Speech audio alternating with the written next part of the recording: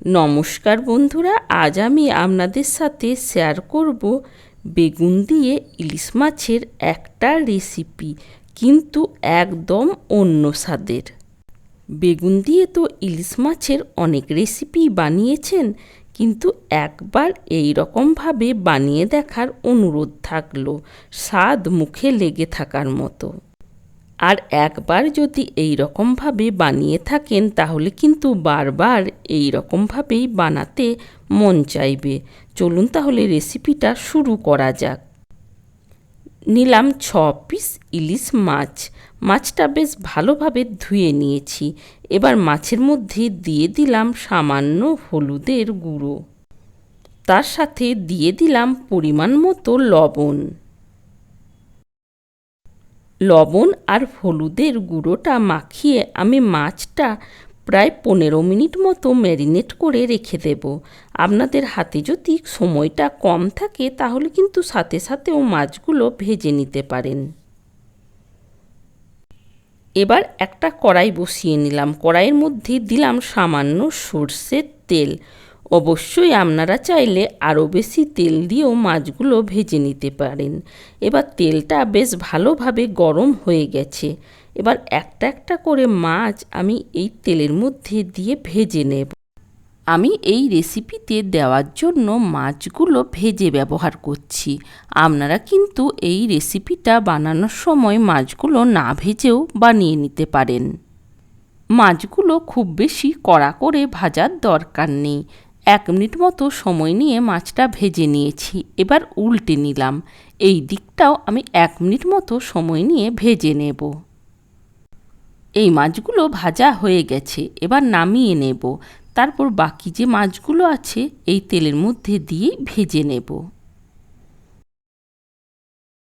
আপনাদের আবার বলবো, ইলিশ মাছের তো অনেক রেসিপি বানিয়েছেন, কিন্তু একবার হলেও এই রকমভাবে বানিয়ে দেখার অনুরোধ থাকলো।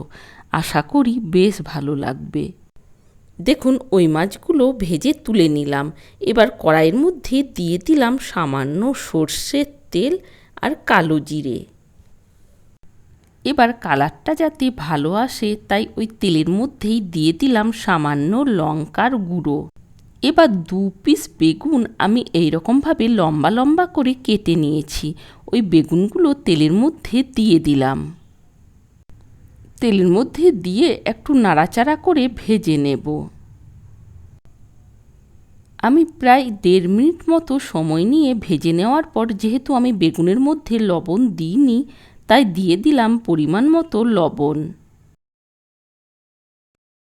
আর অবশ্যই আপনারা বেগুনগুলো আরও বেশি তেল দিয়েও ভেজে নিতে পারেন, কিন্তু যেসব বন্ধুরা আমার রান্না দেখেন সেই বন্ধুরা জানবেন যে কোনো রেসিপিতে আমি তেলের পরিমাণটা কম দিই, তাই বেগুনগুলো কম তেলের মধ্যেই আমি ভেজে নিচ্ছি।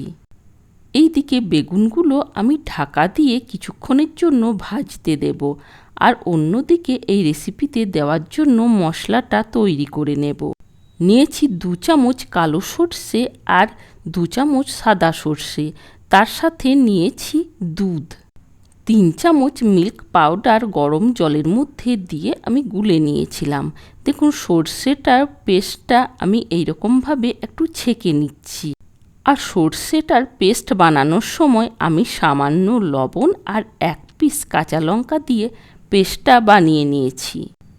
দেখুন, সর্ষের পেস্টটা ছাঁকা হয়ে গেছে। এবার আমি এর মধ্যে দিয়ে দেব খুব সামান্য হলুদের গুঁড়ো। এবার ওই সর্ষের পেস্টটার মধ্যেই আমি দিয়ে দেব ওই দুধ। এবার সর্ষের পেস্ট আর দুধটা বেশ ভালোভাবে একটু নাড়াচাড়া করে নিলাম। দেখুন, এই দিকে বেগুনগুলো ভাজা হয়ে গেছে। এবার ওই বেগুনের মধ্যে দিয়ে দিলাম ওই বানিয়ে রাখা মশলাটা। যেহেতু বেগুনটা ভাজার সময় সেদ্ধ হয়ে আছে, তাই খুব বেশি সময় লাগবে না। আমি প্রায় 3 মিনিটের জন্য একবার ঢাকা দিয়ে ফুটিয়ে নিলাম। দেখুন এখনই দেখতে কতটা লোভনীয় লাগছে। বেশ ভালোভাবে একটু নাড়াচাড়া করে নিলাম। এবার ভেজে নেওয়া ইলিশ মাছগুলো এই গ্রেভির মধ্যে দিয়ে দিলাম। মাছগুলো দিয়ে একটু নাড়াচাড়া করে নেব।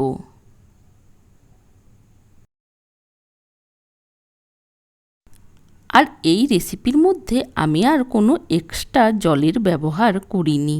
এবার ওপর থেকে ছড়িয়ে দিলাম কয়েকটা চেরা কাঁচা লঙ্কা।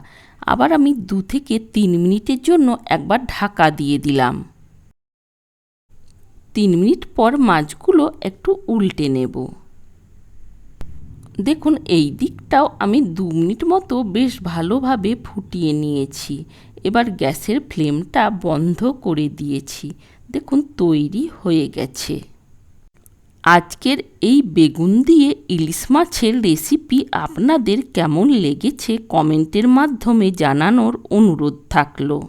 আর অবশ্যই এই বর্ষায় একবার এই রকমভাবে ইলিশ মাছের রেসিপিটা বানিয়ে দেখার অনুরোধ থাকলো।